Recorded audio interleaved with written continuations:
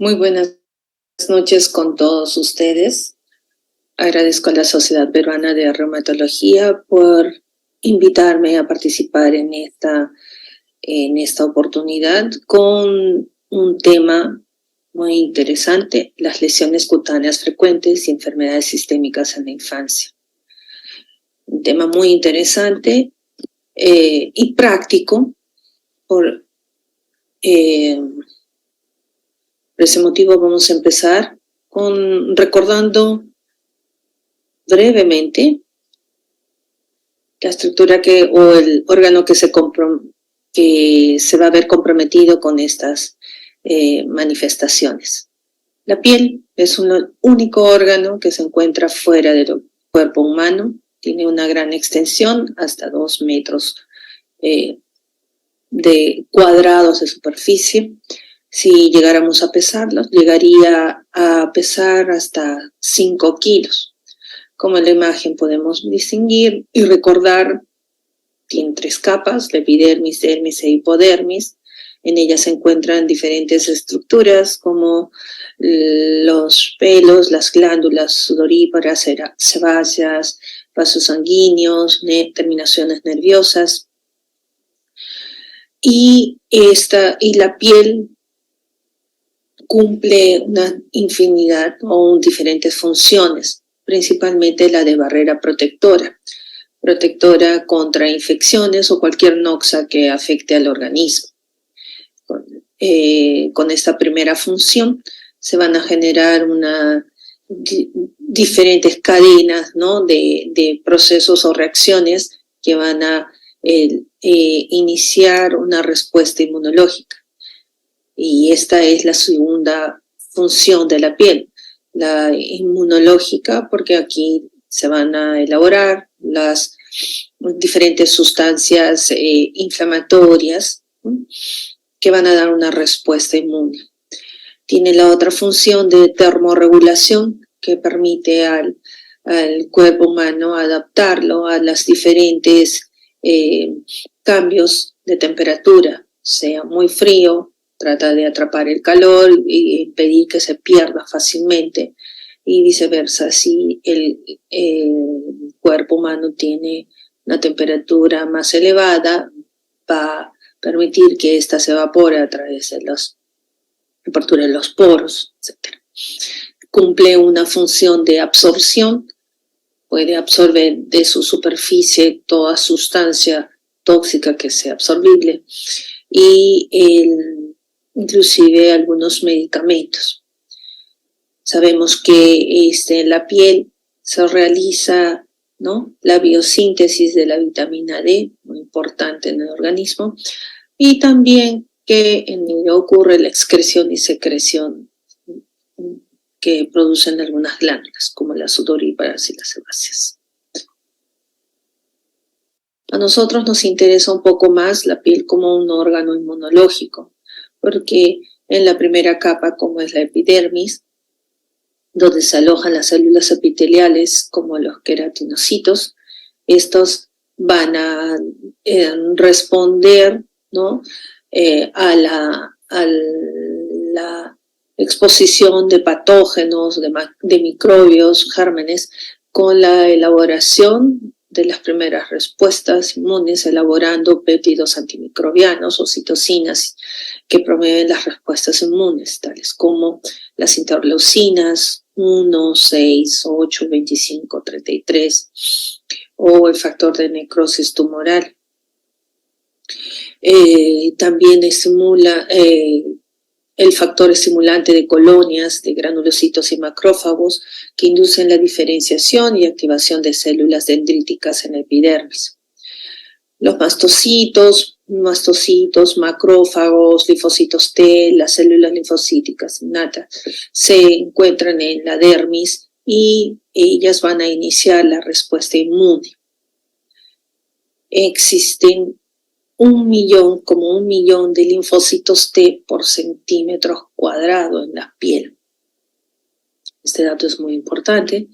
Y alrededor del 98% que se encuentra en la dermis, 2% de ellos son linfocitos intraepidérmicos. Pues bien, conociendo cómo se genera la respuesta inmune, vamos a contar con lesiones primarias o secundarias. Las lesiones primarias más conocidas que todos conocemos son, vamos a recordar un poquito, que es la mácula, que es una lesión eritematosa de diferente diámetro, se extiende en la epidermis, compromete principalmente epidermis y puede localizarse en cualquier región de la piel. Las pápulas son pequeñas lesiones eritematosas, máculas eritematosas de pequeño diámetro, hasta puede llegar a tener de 5 milímetros, 8 o 10 milímetros. Una roncha o abón también es una mácula, pero de otra característica, un poco más extensa, de mayor diámetro, con bordes elevados y muy pruriginoso, producto de una exposición a algún medicamento, sustancia tóxica o alimentos, etc. Otras lesiones primarias son los tumores y los nódulos. Tumor, que son lesiones un poco más duras, no son blandas, compromete la epidermis, la dermis, ¿no? Y puede tener cualquier localización, diferente diámetro. Los nódulos sí son lesiones que provienen del estrato profundo, como es la hipodermis o el celular subcutáneo. Otras lesiones secundarias, como las escamas, costras, escaras, fisuras, erosiones o excoriaciones, las úlceras y cicatrices están presentes. Los factores medioambientales contribuyen a la presencia o la expresión de estas lesiones térmicas. Una exposición a la luz solar y a los rayos ultravioleta pueden generar el desarrollo de estas lesiones. La exposición a sustancias tóxicas o a algunas sustancias medicamentosas, también algunas enfermedades infecciosas o metabólicas o crónicas inflamatorias van a dar como expresión estas lesiones térmicas. Existen diferentes clasificaciones de las enfermedades o lesiones dérmicas. En la clasificación patológica tenemos agrupada aquellos desórdenes de la pigmentación y los melanocitos, como el vitíligo, las pecas, melasma, léntigo, nevus nevocelular, nevus displástico, melanoma, tumores benignos o malignos. Esta lesión en la imagen es un léntigo, una lesión prácticamente puntiforme, hipercrónico, de bordes un poco elevados y tiene la característica que puede llegar a desaparecer espontáneamente. Otros desórdenes en la piel provocados por agentes infecciosos se encuentran las verrugas, que sabemos bien se localizan en regiones palmares o dorsales, el molusco contagioso, frecuente también en los niños, el impétigo, que tiene su localización alrededor de los labios, las infecciones fúngicas superficiales, que puede tener cualquier localización en zonas de pliegue donde incrementa o existe mayor humedad, y las lesiones provocadas por infestaciones, parásitos o picaduras de insectos o mordeduras por artrópodos.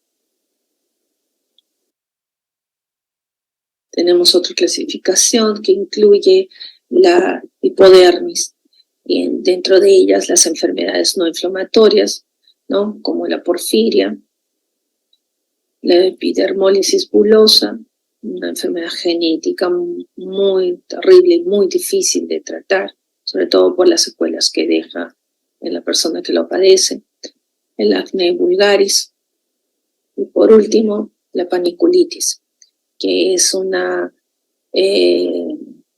lesión que se desarrolla desde el celular subcutáneo, que puede ser, puede tener una localización lobar o septal y suele ser expresión de diferentes enfermedades. O también son productos de alguna exposición a medicamentos. Muy importante porque también está presente en algunas enfermedades autoinmunes. Otra clasificación son las dermatosis inflamatorias agudas, ¿no? O crónicas, como la urticaria, una dermatitis aguda eczematosa, producto de a veces de mucho rascado o de contacto sobre superficies muy ásperas, rugosas. Y el eritema multiforme, que puede tener una causa infecciosa o de contacto tóxica, de resolución lenta y espontánea. Existen otras lesiones, mejor dicho, enfermedades como la psoriasis, muy importante en nuestra especialidad porque puede coexistir o con otra enfermedad reumatológica como la artritis psoriásica. En estas imágenes podemos visualizar unas lesiones características en placa elevadas con bordes irregulares y con placas descamativas, que son un poco más fáciles de diagnosticar a diferencia de las lesiones de la izquierda, de la imagen izquierda, que son puntiformes, redondeadas y un poco descamativas, pero son escasas. Se pueden localizar en zonas de extensión, tanto en antebrazos como en piernas, y se conoce como psoriasis gutata. Otras enfermedades como el pénfigo o el pénfigoide buloso, difíciles de tratar y de reconocer inicialmente, pueden confundir con infecciones bacterianas, la dermatitis herpetiforme y para nosotros una enfermedad muy reconocida como el lupus eritematoso sistémico. Esta enfermedad, que es muy importante en la reumatología, tiene muchas presentaciones a nivel de compromiso dérmico. Una de ellas es lupus subagudo, lupus agudo, crónico, y esta es una lesión de tipo lupus discoide, ¿no? Que es una mácula con bordes elevados, fenestrados. Lo característico es que cuando cicatriza, esta puede dejar una cicatriz un poco atrófica o con fondo, ¿no? Existen algunas lesiones cutáneas que son frecuentes en nuestra consulta. Se pueden presentar tanto en adultos como en niños y son la expresión inicial a veces de las enfermedades autoinmunes. Dentro de ellas se encuentran las petequias, que son unas máculas pequeñas, redondas, que se localizan bajo la piel. Como consecuencia, se refiere de traumatismos o lesiones por contacto intenso o una fricción prolongada. A veces está relacionado con un trastorno sanguíneo y tiene un diámetro pequeño, desde 1 milímetro a 3 milímetros de diámetro, no suele ser muy grande. Esta es una imagen de petequias, ¿sí? Como la pueden visualizar, se localizan principalmente en extremidades inferiores, son puntiformes, pueden ser únicas, muy rara vez confluyen, como se visualiza en la radiografía. Con el reposo pueden desaparecer espontáneamente. Otras lesiones son la púrpura, que como el nombre lo indica, son de color púrpura, como la imagen, son es una inflamación de vasos sanguíneos, una vasculitis, ¿no?, que puede tener diferentes diámetros, desde 4 hasta 10 milímetros. Estas lesiones pueden confluir y llegar a formar lesiones más extensas. Se pueden complicar, llegando a ser hasta necrotizantes. Y conlleva a ello también puede haber una sobreinfección de las lesiones ya infectadas o necrosadas. Las equimosis, como conocemos bien, son lesiones extensas subcutáneas sin lesión en la piel previa. Son depósitos de sangre, ¿no? Para recordar nuevamente, las petequias son lesiones puntiformes, rojo-violáceas, de menor diámetro. La característica es que al presionar, al realizar una digitopresión, no desaparece la lesión.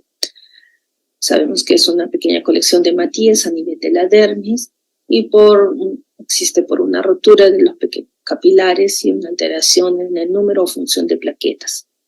Las púrpuras son lesiones de color violeta, de mayor diámetro, de 4 a 10 milímetros, con bordes bien delimitados, y a la digitopresión estas lesiones ceden o desaparecen. Retornan cuando uno elimina la presión en la piel.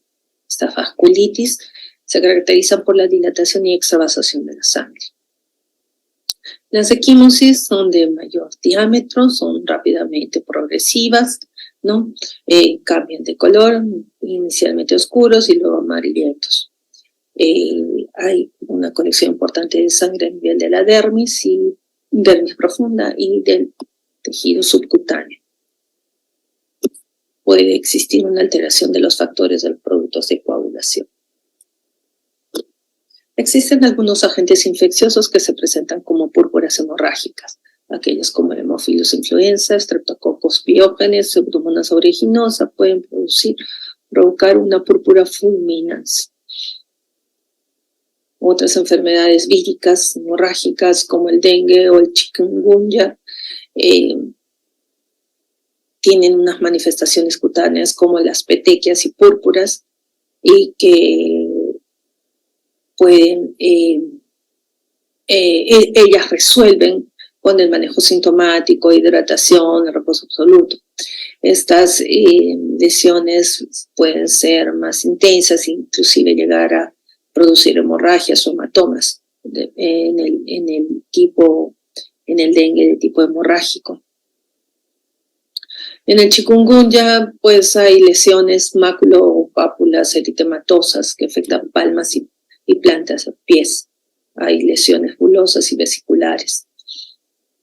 Muy bien. Y se los puede diagnosticar como una discrecia sanguínea, alteraciones también se encuentran en bioquímicas en hepáticas, renales, suprarrenales. Aquí tenemos un esquema de cómo podemos abordar cuál es el siguiente plan. Cuando reconocemos que hay lesiones como petequias, púrpuras y equimosis, luego de una historia, una anamnesis muy minuciosa, un examen clínico prolijo, solicitamos los exámenes de laboratorio. Si estos resultan normales, no debemos olvidar de tener en cuenta que podrían estas lesiones ser producto de un maltrato infantil. Debemos de tener eso en cuenta presente, dependiendo de la localización de las lesiones. Tal vez estas lesiones puedan ser resultado de una vasculitis un poco más sistémico, o una vasculitis de tipo púrpura Schollen, o debido a producto de algunos fármacos, o por enfermedades sistémicas, o dermatosis purpúricas pigmentadas. Si tenemos exámenes de laboratorio alterados, podemos estar ante algunas trombopenias como el PTI, la púrpura trombocitopénica idiopática o el síndrome urémico hemolítico, algunas coagulopatías o deficiencias de factores y algunas discrasias sanguíneas.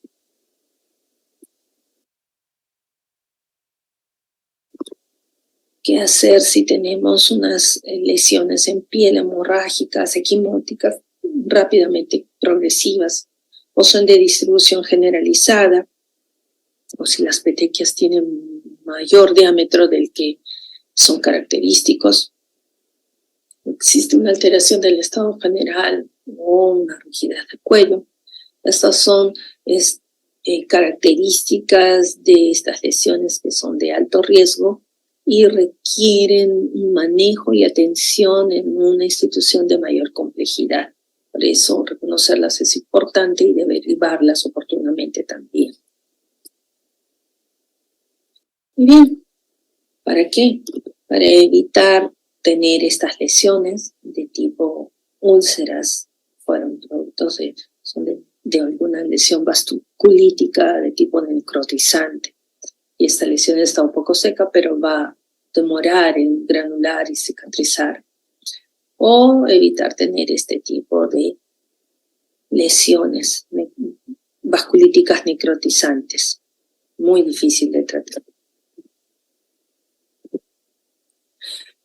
Y también, habiendo conocido las manifestaciones o los signos clínicos de algunas lesiones cutáneas frecuentes en enfermedades sistémicas, paso a describir o a mostrarles algunas imágenes de estas enfermedades, de estas manifestaciones dérmicas en enfermedades como el lupus eritematoso sistémico, dermatomiositis, esclerosis sistémica, unas vasculitis y algunas enfermedades mixtas de tejido conectivo y misceláneas.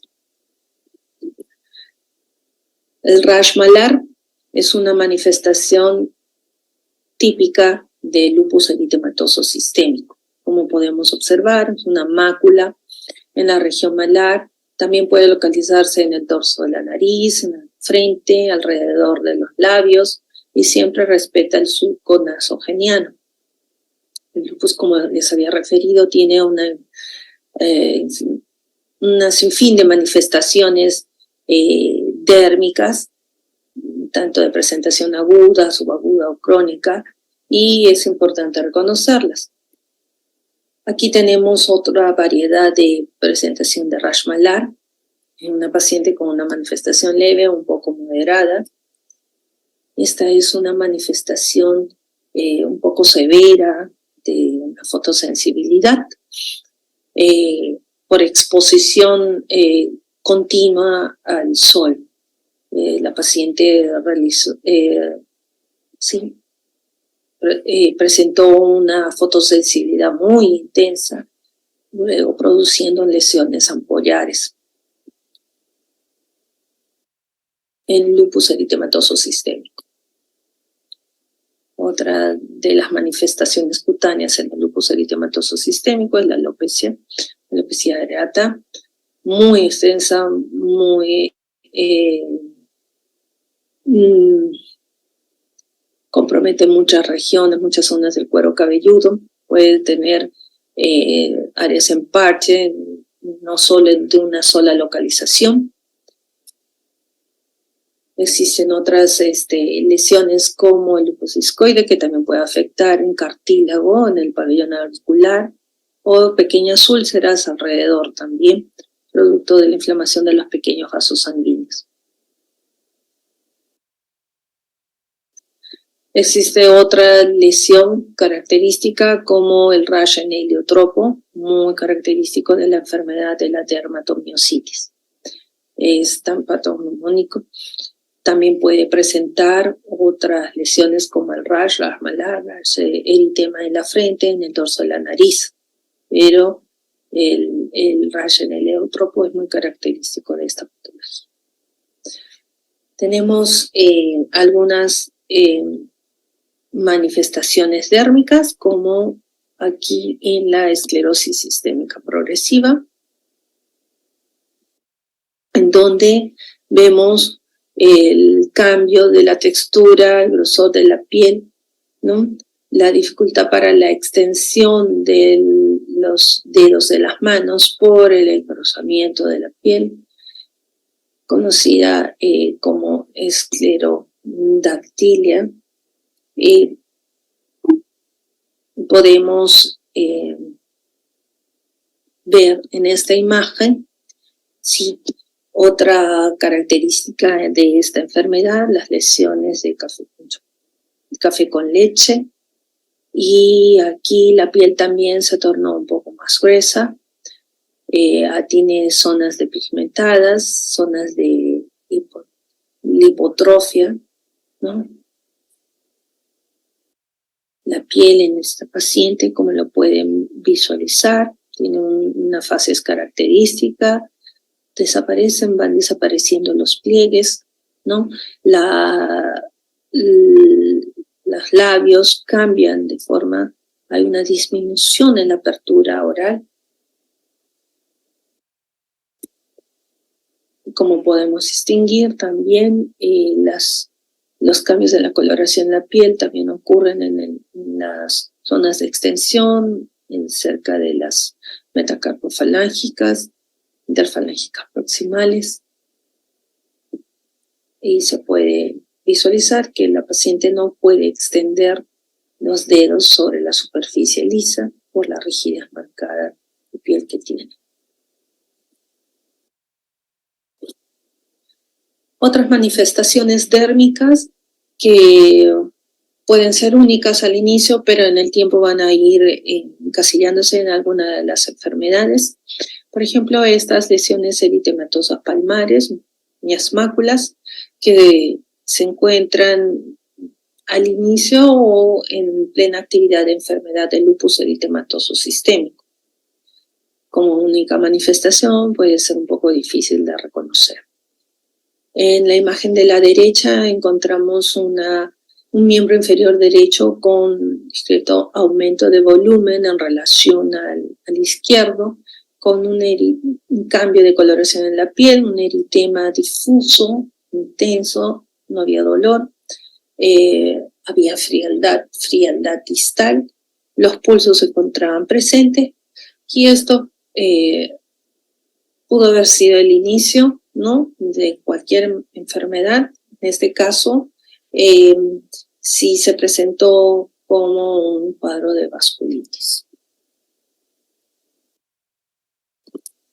Otras lesiones características son las que se denominan livedoreticulares, que son inflamación también de capilares o vasos sanguíneos, una vasculitis, generalmente en zonas periféricas, como en miembros inferiores, muy rara vez tan intensas en los antebrazos o brazos, ¿sí?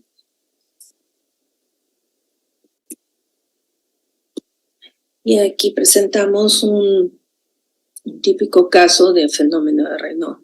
El fenómeno de Raynaud, que es un fenómeno de vasoespasmo, vasoconstricción, tiene 3 fases, ¿no? La primera de vasoconstricción o isquemia, que es de color, como vemos en la imagen, un poco blanquecino.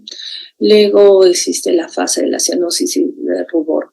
Pero en otros autores explican que no podría correr esa fase así, si más bien ocurre la fase isquémica y la eritematosa o de rubor un poco continuas. La fase eritematosa puede ocurrir como compensación de la etapa isquémica. Eso es lo más frecuente, observado. Y luego, por la aparición de la desoximoglobina, las partes distal de los dedos de la falange se tornan cianóticas. Puede tener un color cianótico tenue, leve o muy intenso. Esto se presenta principalmente al contacto con el frío y pueden ser de tipo primario o secundario. ¿Por qué es importante para nosotros? Porque existe una enfermedad cuya única manifestación inicial durante años puede ser este fenómeno de Raynaud, y es la esclerosis sistémica progresiva. Por eso es importante reconocerla, tenerla presente y hacer seguimiento al paciente, ¿no? Con la evaluación, ¿no?, clínica, verificación de los pulsos, presión arterial, etc. Y esta es otra manifestación dérmica que hemos aprendido a reconocer en los últimos 4 años. Estas pequeñas pápulas que aparecen en el dorso extensor de los dedos de las manos y de los pies, generalmente no exceden o no pasan la línea de los metacarpos falángicos, sino se quedan en las interfalángicas proximales y distales. Puede llegar a inflamar toda la longitud del dedo, como así se puede visualizar en la imagen de la derecha, con un metavolumen del tercer y cuarto dedo del izquierdo. Y estas lesiones se conocen como sabañones. A raíz de la epidemia del COVID, los pacientes empezaron a presentar estas lesiones dérmicas, que resuelven fácilmente con uso de antiinflamatorios y en algunos casos corticoides.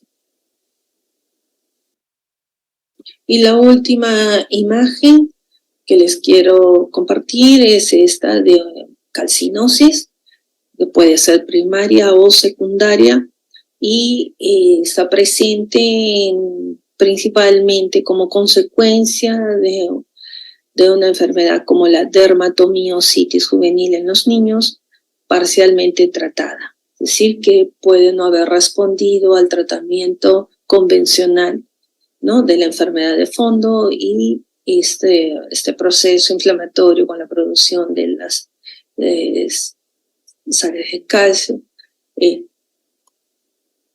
se manifiesta, ¿no?, como estas calcinosis, y pueden tener una localización muy difusa, no solo en zonas de extensión, sino de flexión. Pueden ocupar espacios intermuscular o en la fase del subcutáneo muscular, pudiendo provocar con su resolución hasta hipotrofia muscular, lipotrofia. Pues bien, muy agradecido. Les agradezco su participación y haberme permitido darles esta charla. Estaré atenta a sus preguntas.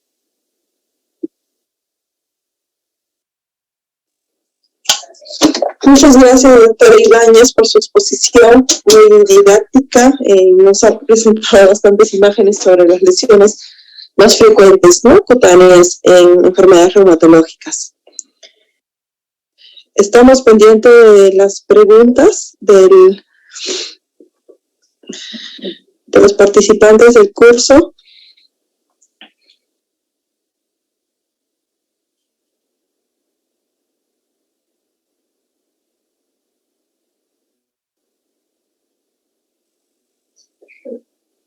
Doctora Zubiate, ¿quisiera usted hacer una pregunta hasta que nos puedan en el público hacer alguna pregunta? Sí, quería hacer una pregunta a la doctora Manzanera. Si bien es cierto, dentro de los DMARDs, que son los fármacos modificadores de la enfermedad, en cuanto a compromiso ocular, ¿no?, sobre todo lo de itis, el metrotexate es el que ha demostrado un mayor efecto, beneficio en los pacientes. ¿Qué biológico en niños está demostrado y se pueden utilizar? Doctora, buenas noches. Tenemos, dependiendo de la enfermedad, el adalimumab es el de excelencia para poderlo usar. A veces por los recursos o por el tipo de seguro no pueden acceder. Nos ha ido muy bien con infliximab. Básicamente en pacientes pediátricos son los 2 medicamentos con los cuales hemos tenido gratas experiencias y buenos resultados. Sí, doctora. Y en cuanto al anticuerpo monoclonal, el rituximab, ¿tiene usted alguna experiencia en niños? No en 100 niños, con paciente de 17 años con un pseudotumor orbitario. Pero fuera de esa enfermedad no he usado el rituximab. En ellos es conveniente usar los anti-TNF. pero fue muy bien con rituximab ese paciente, porque ese paciente estuvo con corticoides, fue tratado en otro país con otros medicamentos, no fue bien, y usamos el rituximab, no fue bien con ese paciente, pero fue no un paciente pediátrico, ya yendo a la edad adulta, pero en otras enfermedades tipo parsplanitis, que es lo que tenemos más en nuestra zona, no se ve bien o con infliximab o con el adalimumab. Ok, doctora, muchas gracias. No, gracias a usted.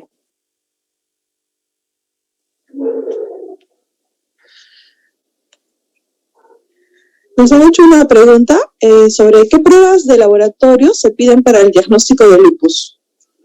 Doctor Ibáñez. Sí, doctora Velasco, muchas gracias. Gracias por la pregunta. Principalmente para el diagnóstico del lupus eritematoso sistémico, este diagnóstico se basa en el análisis clínico. Es un diagnóstico clínico, pero de descarte. Tenemos que descartar principalmente cualquier otro tipo de patología, sobre todo infecciones, u otras enfermedades sistémicas, inclusive neoplasias. Entonces, en nuestro país tenemos la obligación de descartar tuberculosis, brucela y en fin. Pero luego de recolectar toda esta información, necesitamos algún criterio para solicitar o por lo menos acercarnos a este diagnóstico. Y uno de estos criterios y una de estas pruebas son los anticuerpos antinucleares. Y con esta prueba podemos acercarnos a sospechar de que el paciente tiene el lupus eritematoso sistémico. Para ello también deberíamos confirmar y solicitar otros anticuerpos que nos permiten un poco más fehacientemente determinar que el paciente cursa o tiene algunos criterios más para clasificarlo como lupus eritematoso sistémico, como es los perfiles de anticuerpos extractables del núcleo y también los anticuerpos antifosfolípidos como anticardiolipinas o beta-glucoproteínas.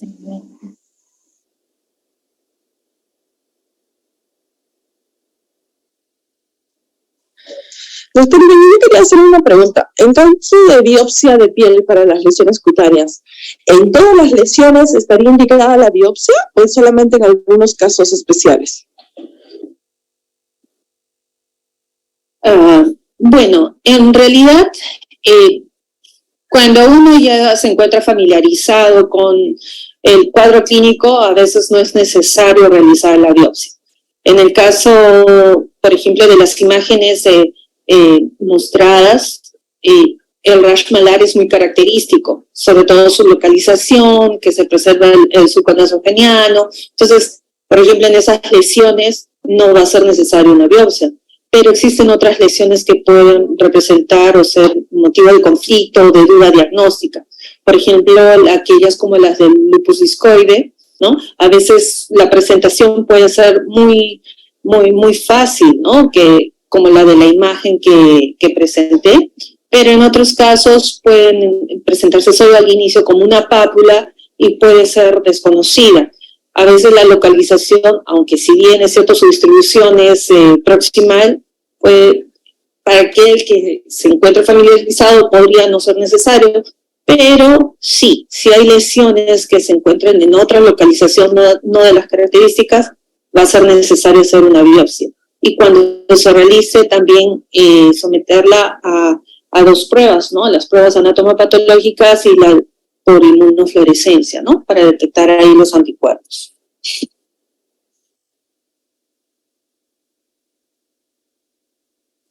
Gracias, doctora, por la respuesta. Y quería hacerle una pregunta a la doctora Manzaneda. ¿Cada cuánto usted recomienda el control oftalmológico para todos nuestros pacientes con enfermedades reumatológicas?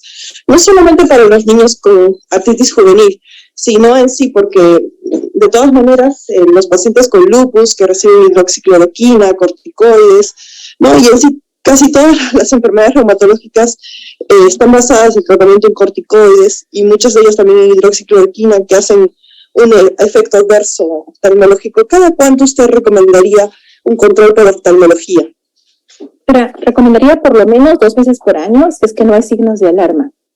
Si yo veo a un niño con fase cuscinoide, con presión intraocular límite, inicios de catarata, obviamente los controles serán mucho más frecuentes cada mes o cada 3 meses.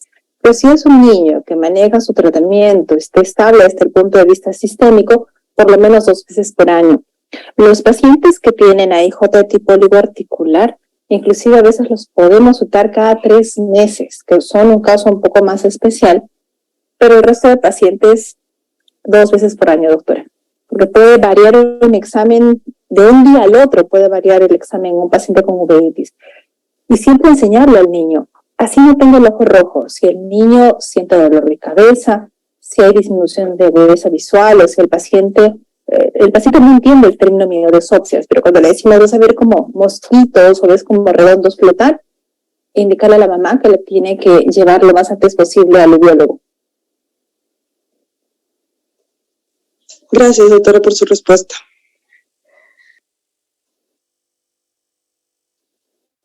Tenemos una última pregunta del público que nos pregunta ¿cuáles son los signos de alarma de uveitis? Los que acabo de mencionar. El primer signo de alarma es la disminución de agudeza visual. Es algo muy importante. El ojo rojo no siempre es sinónimo de uveitis.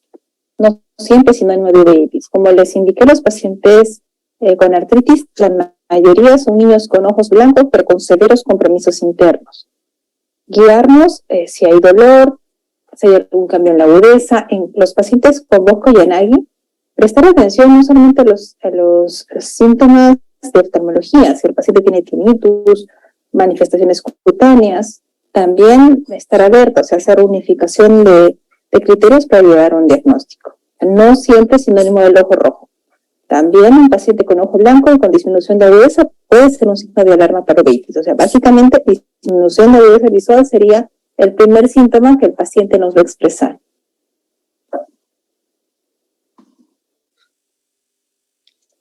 Muchas gracias, doctora. Bueno, creo que ya terminó la sección de preguntas. Doctora Zubiate, ¿alguna pregunta más? ¿Algún comentario?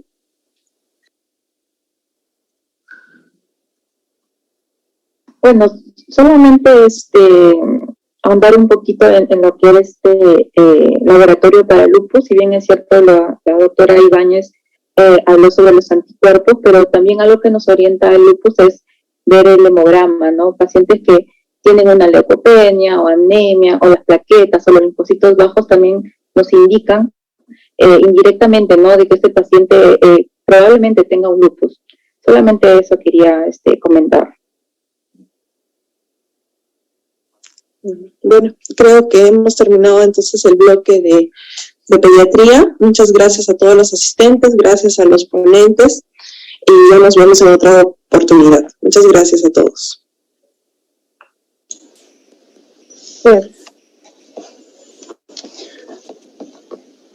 Bien, muchas gracias, doctora Velasco. Muchas gracias a todos por haber participado. Doctora Zubiate, pues un placer haber contado con su apoyo. Queridos asistentes, entonces terminamos la jornada del día de hoy y los esperamos mañana a partir de las 8 de la mañana para continuar con el curso. Que tengan buenas noches.